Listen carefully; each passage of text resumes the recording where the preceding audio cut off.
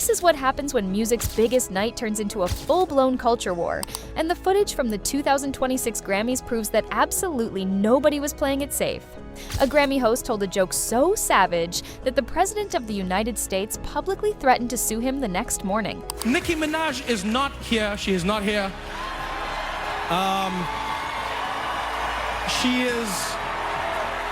She is still at the White House with Donald Trump discussing Multiple celebrities showed up to the red carpet in outfits so revealing that news commentators called the whole event a spectacle of nudity.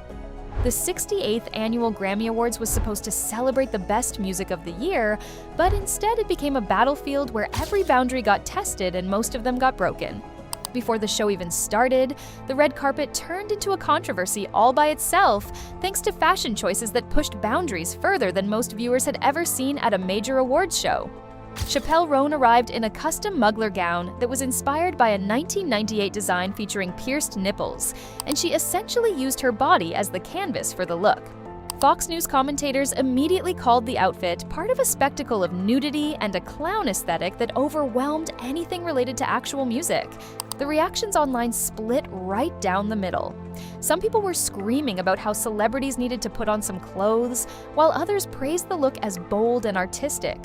One user wrote that it looked cool as hell, while another called the entire red carpet exceptionally trash.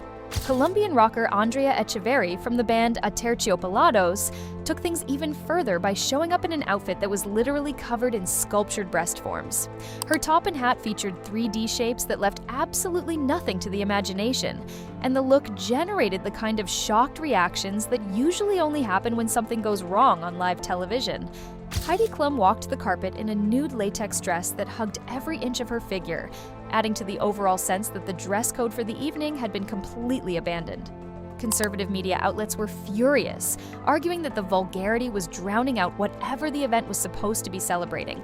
But fans on social media defended the artists for expressing themselves, turning the red carpet itself into a preview of the divisions that would define the entire night. And the fashion controversy was just the appetizer for what happened once Trevor Noah took the stage. The moment Trevor Noah stepped up to deliver his opening monologue, he made it clear that nobody was safe from his jokes, especially not the artists who had chosen to skip the event. He announced that Nicki Minaj was not in attendance, and the crowd responded with cheers so loud that it was obvious plenty of people in that room had opinions about her recent political choices. Nicki had appeared at a Donald Trump event just days earlier, declaring herself his #1 fan, and Noah was not about to let that slide. Nicki Minaj is not here. She is not here.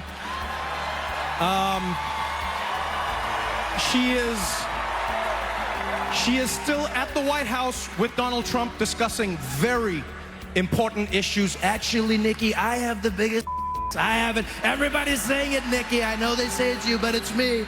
Wop, wop, wop. Look at it, baby. The joke landed hard.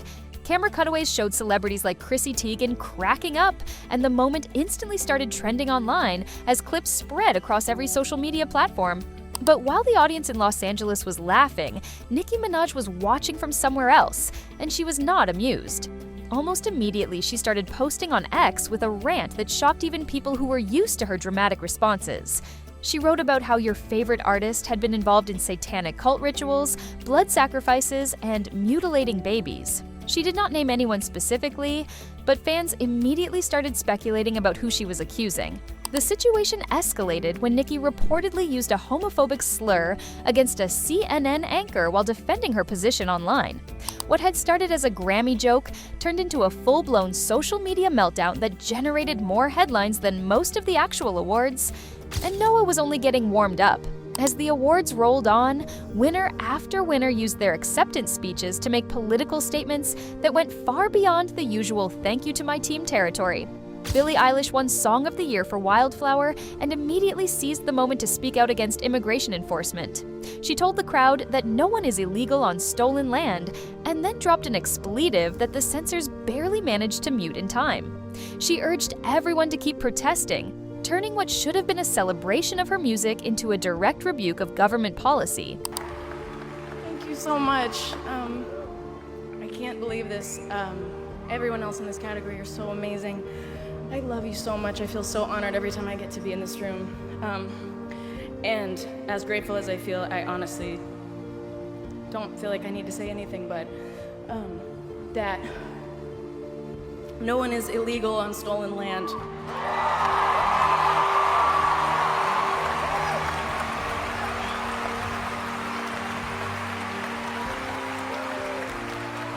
And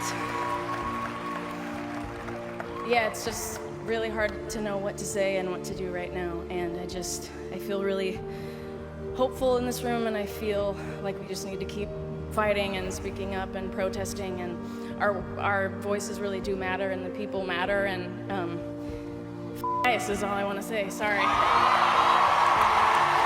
But the most powerful moment came when Bad Bunny accepted Album of the Year for his record Debí Tirar Más Fotos, which became the first Spanish-language album to ever win the top Grammy prize. Instead of starting with the traditional thank yous, he opened with a statement that brought the entire arena to its feet. Puerto Rico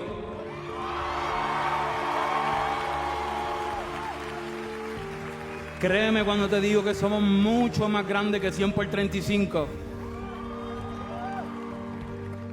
Y no existe nada que no podamos lograr.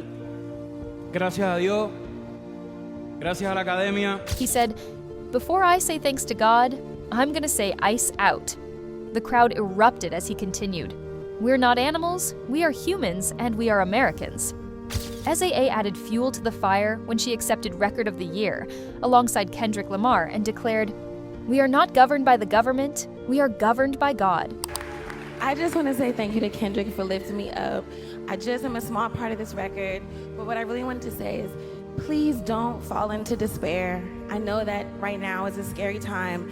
I know the algorithms tell us that it's so scary and all is lost. There's been world wars, there's been plagues, and we have gone on. We can go on. We need each other. We need to trust each other and trust ourselves, trust your heart. We're not governed by the government, we're governed by God, and I thank you so much. So God bless you, that's all I want to say. Kehlani had set the tone earlier on the red carpet by telling reporters that she wanted to say what everyone was thinking before adding her own expletive-filled message about immigration enforcement. Why was it important for you to wear this ice out pin today? I really wanted to ice, but I think they needed some couth on the carpet or something. I'm a little couthless, ruthless. But I think everybody, we're too powerful of a group to all be in the room at the same time and not make some kind of statement in our country. So yeah, it's brainless to me. The Grammys had transformed from a music celebration into an open protest, and the reactions depended entirely on which side of the political divide you fell on.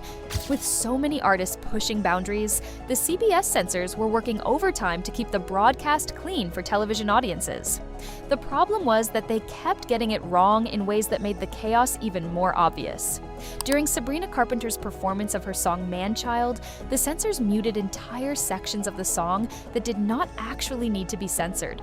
They were so nervous about something inappropriate slipping through that they overcorrected and made the performance confusing for viewers who could not figure out why chunks of audio kept disappearing. The irony came when British singer Lola Young won Best Pop Solo Performance for her song Messy and dropped a jubilant F-bomb during her acceptance speech that sailed right through the broadcast completely uncensored. The one moment that actually needed to be caught was the one moment they missed entirely. I don't know what I'm going to say because I don't have any speech prepared. Obviously I don't, it's messy, do you know what I mean? I don't know what to say. Thank you so much. Obviously you can tell by my sorry, my face, that I'm very, very grateful for this. Nick, we did it, Mom, I love you everybody.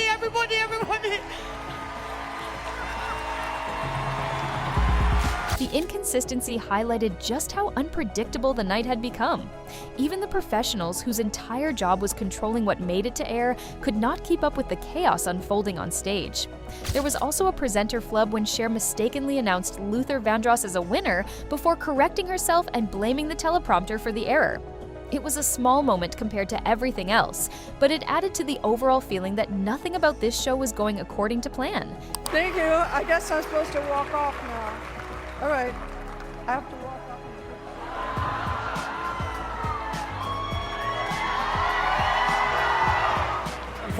Before you go, Cher, before you go, could we get you to announce the nominees? The thing I want to tell you, the only thing I want you to take away with you And I've been in this business.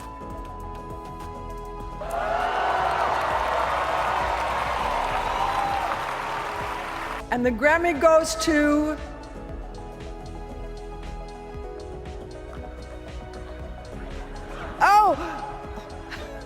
they told me it was going to be on the prompter. Oh, the Grammy goes to Luther Vandross. Luther Vandross.